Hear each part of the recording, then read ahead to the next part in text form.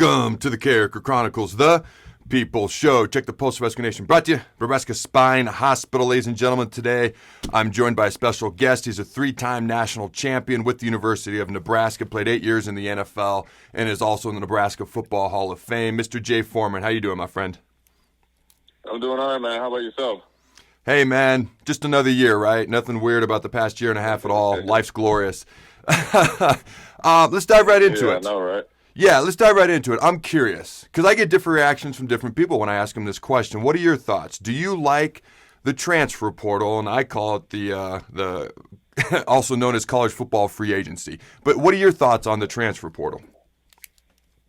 In some cases I like it. In some cases I don't.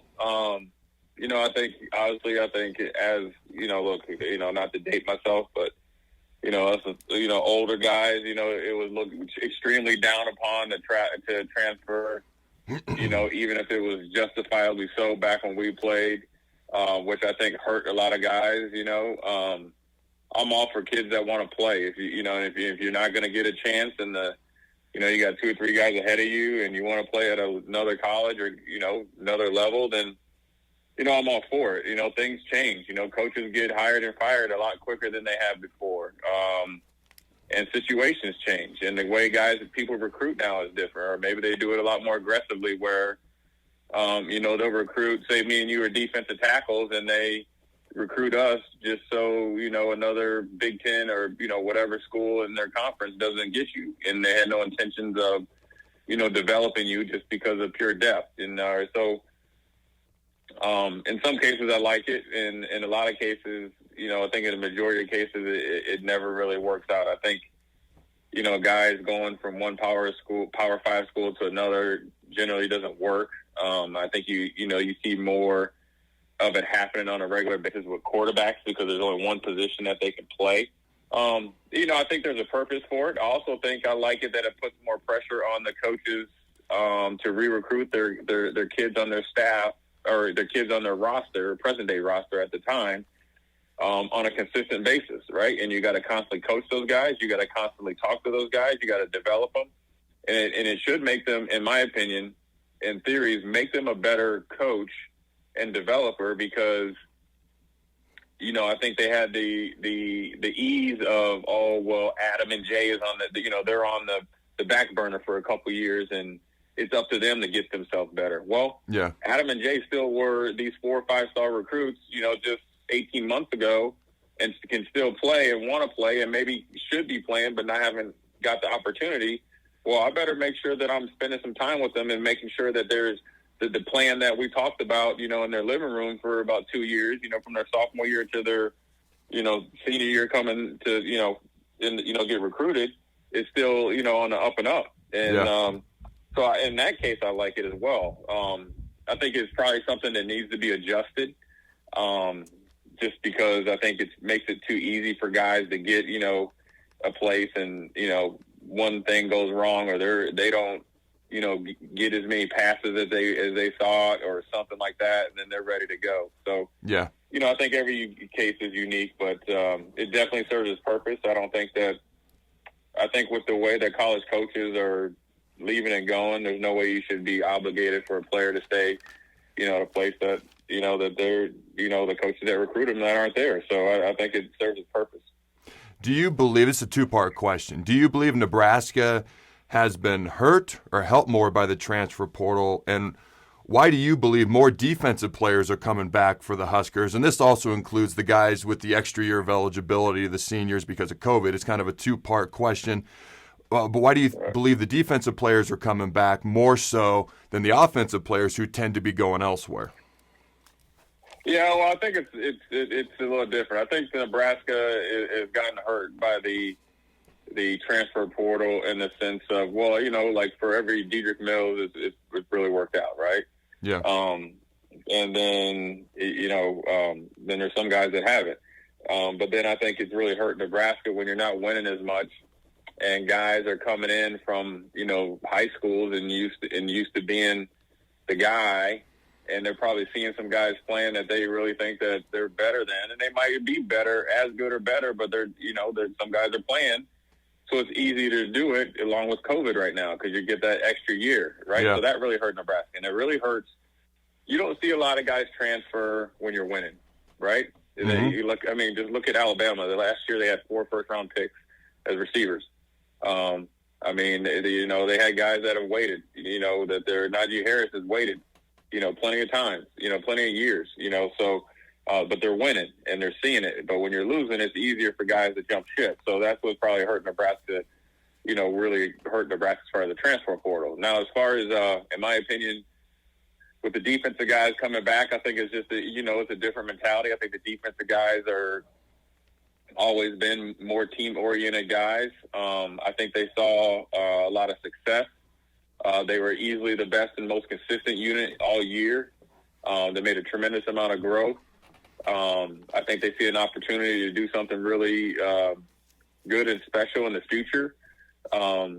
And I think they know that they can be and have to be a big part of the turnaround, right? And I also think that those guys, defensive guys, have a little bit more sense of reality when it comes to what their pro prospects are. And I don't know, for whatever reason that is, that's just my opinion. I don't think NFL really looks down on a guy that's been in the college for an extra year during COVID versus, say, like an offensive guy in particular, like Dedrick Mills, a running back. You only have so many carries supposedly in your body, X, Y, and Z. I would advise guys that the better that your teams play, the better that your team is, the better that your defense and offensive unit is playing, the higher you're going to get drafted. Going into the draft early, unless you're a truly, truly dominant player on a, 2-5 to 3-5 team that's been losing for the last 3 or 4 years, is probably not the best thing to do. Yeah. That's it, Adam. You know what they're looking for. Most NFL teams, regardless if they're trying to win or not, they're looking for winners, and you're looking for winners that come from winning programs that can kind of make the transition into the NFL. They're just assuming that you're a better player on a better team, and but I think it's also, you got to give credit to Coach Shenander. I think he's really got these guys believing in what they're doing. They're all getting better. I think Dawson coming back, along with Tuioti as a defensive line coach, and Barrett and Coach Fisher. You got a great mix of coaches, young and older guys, and you got some NFL, experience with Dawson. You got Fisher with the playing experience. They're starting to make plays. I think Shenander's starting to learn the Big Ten more. They're adding more to the playbook. I think the defensive line has gotten better. They're bigger. They're a better unit. They still got a long way to go, but I think that when you got a bunch of young guys and with some older guys that which they're not so old. When I mean the older guys, say like a JoJo Doman and Williams and Dismuke, they haven't played like 2 or 3 years. You know what I'm saying? Yeah. Like, this is the first year that JoJo actually really got to go out and play consistently. This is the first year that you got Williams and Dismuke, because remember, Williams missed all last year. Yep. The year before, got this injured. season, but being hurt. Yep. And so you get what I'm saying? So they just are kind of really still just getting their feet wet. You get what I mean? Yeah. So they really, this is actually their senior year. So it's actually was perfect timing for them to get them to come back, to get them to see it, and then also with the defense playing well. I'm sure if the defense was out there getting boat race up and down the field, I think guys might have cashed in. But also, I'll say this: Cam Taylor-Britt probably had the most pro potential. I'm assuming just with height, weight, the size and playmaking ability. He came back, and then also I would say that these guys are, trying to take ownership of the program and trying to be a part of, something, a foundation building year. And you got to do it with defense. And you can play good defense in this day and age with college football without giving up 40 points a game. And they kept Nebraska in every, game. There's still a lot to be had, but it's a good foundation there. And I think they should be looking for bigger and better things next year as well. Yeah, when I interviewed Cam a couple months ago, I instantly became a big fan of his, and I was not surprised one bit when he came back. He made it very clear that he wasn't going anywhere in that day when I interviewed him, and that he wanted to come back. But you heard it here first, ladies and gentlemen. According to Jay Foreman, offensive players are selfish. They are selfish. You heard it here first. Yeah, they are, man. They definitely look at themselves as, if they're 6, they see themselves as 10. They're always unique guys. You phrased it much better than I did, though. I think it would really help if Dedrick came back, Yeah. but you can't fault the guy for wanting to go and throw his hat in there and go to the NFL either. With the running back, I think you made a great point. And obviously, you didn't say that. I wanted to have fun with the statement. But talking about defensively next year, because they got a lot of guys coming back. And they got a lot of these guys are guys who were seniors technically, but like you said, they're coming back for another year because of the COVID season. I jokingly call it the COVID shirt. I don't know if people like that name. But we have 9 returning starters coming back on defense for the Huskers next year. This is a unit that improved from year 1 to 2, year 2 to 3. As you mentioned, they still have progress to make for sure. But how good can they be next year, in your opinion? They can be as good as they want to be. I mean, look, it all starts and stops with 2 things. You know this, and I know this: the offense and defensive line, and in particular this offensive line, and then the quarterback. So we're fortunate enough that we got. I think Adrian separated himself as the true starter, and yes, there should be competition, but he should be he should the wake up call that he got last year. And the way that he finished the season, he should take that and run with it, right? Now, you're expecting that. Now, if he does it, you better have guys ready to play. Yeah. Because we are at the 23rd hour with Adrian. There's no more hoping this is do or don't, right? Yes. But on the surface, you got the 2 things that you need. You got experience with the offensive line coming back, and you got depth as well because they were able to get a lot of young guys to play, and you got a quarterback. I think running back in this system is probably the biggest, hole. I think they got good. You got Alante Brown, you got Betts, you got a couple of those guys. You got Warner and Fleck and those guys. I think the tight end unit is going to be good. So the running back position is something that really makes this offense go. So, yes, everybody's looking at the quarterback, and I just said that. But the quarterback is a little bit different. He has to play the position of quarterback excellent versus being dominant. You have to have a good running attack to set up everything they want to do in the passing attack. So you saw that at times when it was going, that the play action passes were there. They were on time. You could see them in rhythm, and you saw them like against a thing like Ohio State, or at times a couple drives here and there against like Minnesota and Rutgers. They were able just to walk down the field, right? And you saw multiple guys get shots and passes and different stuff. That's what they want to do, but it's all predicated on winning on the line of scrimmage and being able to run the inside-outside zone and win at the point of attack and the cutback. And when you have that, then you can go back 2 years ago when you saw Adrian, Stanley, J.D., Divine, and that offense looked like one of the best offenses in the nation. You're racking up yards and points.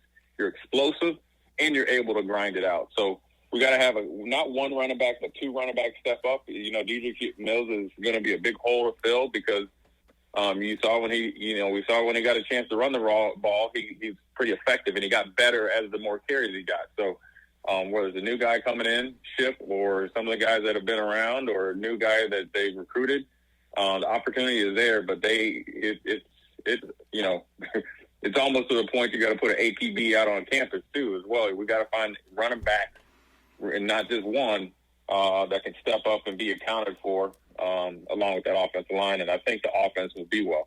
And this is what also people don't understand. When you start to establish yourself as an offensive line, you're able to control the clock, score more points. The defense can be more aggressive. It will automatically make your special teams better, right? You're not going to have so much field to punt the ball, right? You're not going to be punting from your 18-yard line all the time like we did against Illinois, right? You're not going to do that. You're going to be able to pin them back, so then you're able to be a little bit more aggressive on defense and play with what I call house money when you're calling plays on defense. And then conversely, ideally, you're able to be maybe a little bit more aggressive in your return game because you're able to hold them more. So it starts and stops, with the offense and the execution. But we got to have guys that step up, and there's no more excuses now. I mean, in my opinion, the opportunity is there. They've recruited well. I know they're getting, pushed hard in the weight room. Now these guys, if they really want to play, you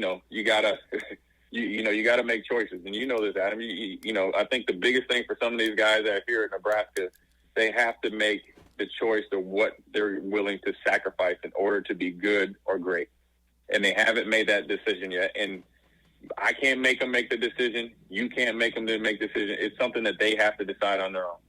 And And, you know, you just don't want to ever end your college career regretting, I wish I would have focused more. I wish I would have, you know, dove into being a football player more.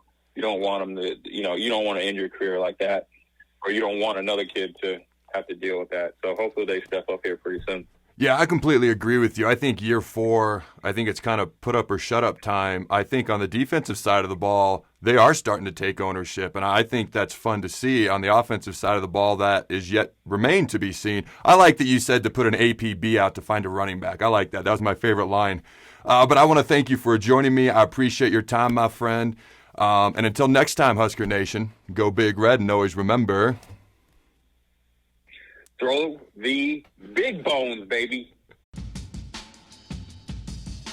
Thanks again to our sponsor, Nebraska Spine Hospital. Ladies and gentlemen, when it's your spine, you do not want to mess around, and experience matters. That's why you can trust the experts at Nebraska Spine Hospital, the region's only spine-specific hospital. They are the best at what they do.